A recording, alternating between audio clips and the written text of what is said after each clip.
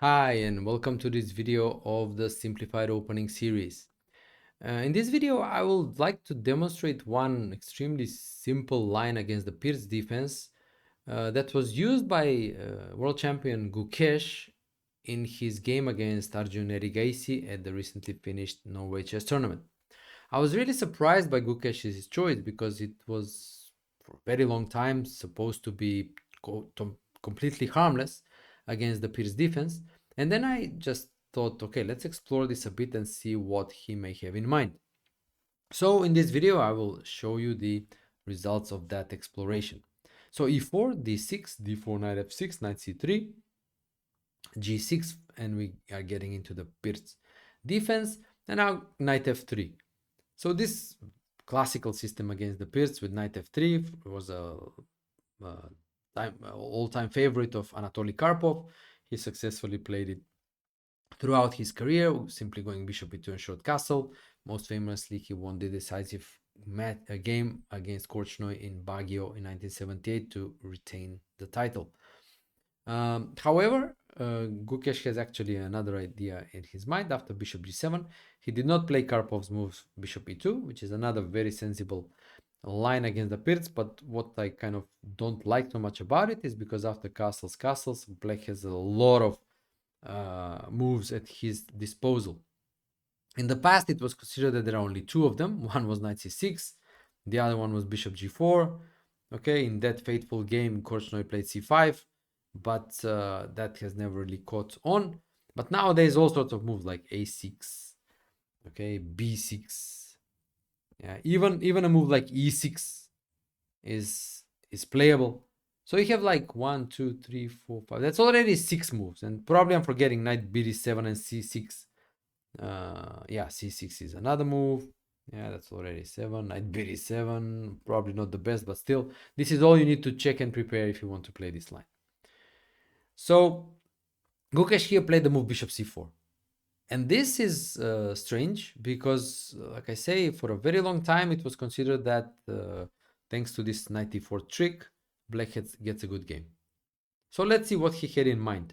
Now, first needs to be said that the immediate knight takes e4 is not so good because after bishop takes f7, king takes f7, knight takes e4, there are already some threats with knight g5, so h6 to stop the knights from coming to g5. Now short castle, rook f8, trying to castle artificially, but after queen d3, already targeting the bishop pawn on g6, king g8, knight g3, things are a bit problematic for black.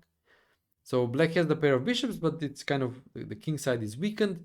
There are ideas like knight h4, white has excellent development, rook can come to e1, the bishop is looking towards the king side, c3 can blunt the bishop on g7, and also the central structure of e7, d6, it's not quite clear how it should be treated. e6, for example, would lock the bishop on c8.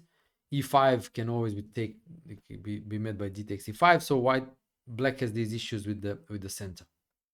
So that's the reason why the immediate knight e4 doesn't work. But what about castle? Yeah, castling. And I think here it's that Gukesh kind of misremembered his lines. Because similar to what he did in the game against Nakamura, probably did not expect this opening and did not revise actually his lines and the exact move orders. So in the game with Erigaisi, he actually played the move h3, which is not so good because now after knight e4, bishop takes f7, rook takes f7, knight e4, d5. Black already had a great game, especially after Gukesh's move knight c3 and now c5. And black took over the initiative. Already it's move 9, but black has initiative. See, there is no weakening on the king side with h6. The bishop is very strong and the c5 already attacks white's center. Yeah, so this is already very dangerous, and Gukesh was outplayed. He was lost, eventually won, but that's not part of the topic of this video. In fact, after d5, knight c5 is a better move, but black is already fine here. So a sensible move would be bishop b3. Yeah, but I was curious about actually allowing this knight takes e4 and went for castling. And now, if you look at it, it's the optimal move to castle because just finishing development of the king side, and there is already a threat of e5. And if white is allowed to go e5, the bishop is on the most active ideal diagonal. Yeah. And e5, if it happens, then d5, knight e5, for example, pressure on f7, very good development, and white has a great game. So practically, black is forced to go for the trick with knight e4. So just to show you the alternative, c6, e5 was already great, as I said. And another move like bishop g4, after h3, bishop f3, queen f3, white won the pair of bishops. So knight c6 now, the only way for black is to push e5 in the center, yeah? Bishop e3, defending the pawn, e5, and now d5. And now again, with the pair of bishops, this kind of King's Indian structure for black is not so great without that light squared bishop. For example, if knight e7, now a4, intending a5 and 6 and so on, black is pretty slow in organizing f5. And even if that is organized, it's not so great without the light squared bishop because black will lack light square control. In addition to this, white can even try to stop it. Let's say bishop d3, g4, and then it's again not so easy to push through f5. And the alternative, knight d4, queen d1, again, what does black do with this knight? Will he sacrifice a pawn, or will that knight be exchanged by knight e2? And again, white keeps the pair of bishops, and any opening of the game would be in his favor. So this is again suboptimal for black. Therefore, knight e4. And now, not maybe the I mean, basically white has a choice, yeah? Bishop takes f7, rook takes f7, knight e4 is a bit better for white than what Gukesh obtained, because now d5 is met by knight g5, attacking, because white has castle, not played h3 as Gukesh did, and the rook can come to the e-file quickly. So knight g5, let's say rook f8 and rook e1, and there is already this threat of knight e6, then knight d5, so these e6, e5 squares are weakened. So black should go h6, and only now h3. So this is maybe what Gukesh confused. So stopping bishop g4, and in case of queen f8, threatening some sacrifices on f3, taking on h3. Now there is knight h2. Yeah, and this is acceptable for white. Yeah, it's playable. So maybe this is what Gukesh messed up. But I think still that better than this is to actually take on e4, d5, yeah, bishop d3, take on e4, bishop e4. And what we get is a kind of a pretty simple position, which is quite comfortable for white, really safe. c3 will be played to limit the activity of the bishop on g7. Yeah. And white has a safe space advantage, and black does not have any of the dynamism of the Pirc. So here the only more or less sensible plan for black is to go for the c5 push, to exchange the c5 and d4 pawns to by eliminating the d4 pawn, he would eliminate also white's advantage in the center. So let's make some moves. Knight d7, c3, standard move, yeah, c5, and now many moves are possible, but bishop c2 is a nice one because the bishop is going to be rerouted to the b3 square. So cd4, knight d4.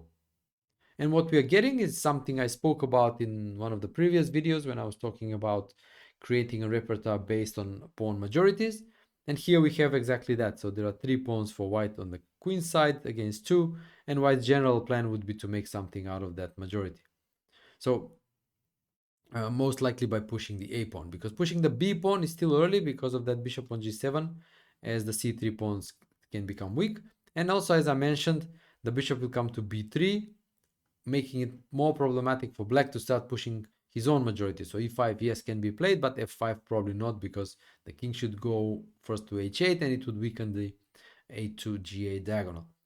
It has to be said that even here e5 is not so easy to play, because after knight b5 the knight can land on d6, and also the d5 square would be weakened, especially after bishop b3. So again, objectively it's an equal position, but I think it's easier to play with white. So maybe this is what Gukesh had in mind, maybe not, but this is where my explorations led to. And I think again it's a very kind of one of the easiest things you can do against the Pirc defense, one of the easiest lines. It appears primitive, bishop c4, allowing this trick, but it turns out that the trick dries up in a way the position, and black no longer has this inherent dynamism that is present in black's position in the normal, the usual Pirc lines. So there you have it. I mean, easy, simple Pircs. If you feel like it, you can just play this and enjoy a simple position against a frustrated, hopefully, Pirc player. All right, so that's the wrap up for this week. Hope you liked my content as usual. I keep saying these things in the end usually. Yeah, check out my Chessable courses. Subscribe to my Substack if you like the content. You'll get a weekly newsletter every Saturday with a link to the video and well, some thought-provoking write-up about chess. And in case if you haven't done so, make sure you smash that subscribe button. Keep smashing it until we smash the internet with my record-breaking YouTube channel. All right, that was a small joke for the end. Anyway, hope you enjoyed it. I'll see you again soon. Take care.